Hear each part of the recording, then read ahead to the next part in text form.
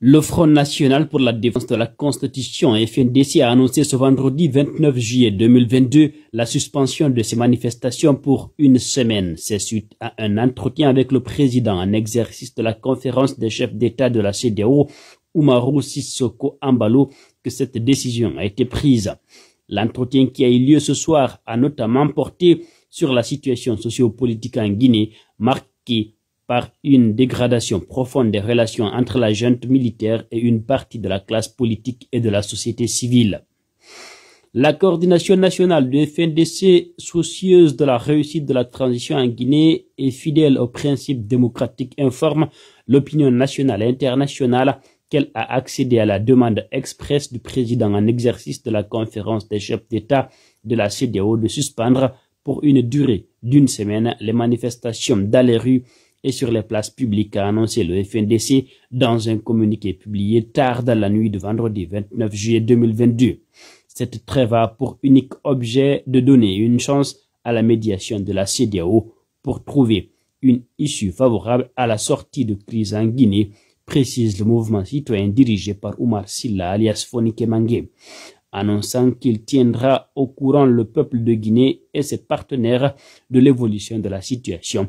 Le FNDC demande à ses partisans de rester vigilants et mobilisés alors que les violences enregistrées ces dernières 24 heures ont fait au moins 5 morts à Conakry, a-t-on appris avec africaguinée.com.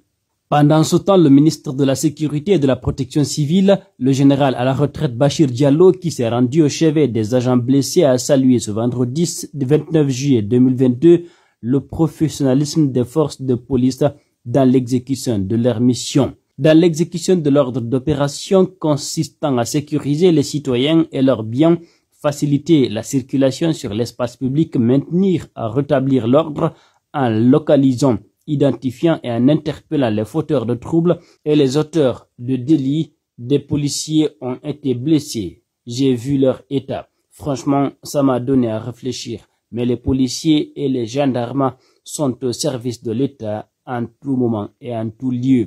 Dans l'exécution de cet ordre d'opération, ils ont reçu comme consigne générale de se plier au principe du respect des droits humains.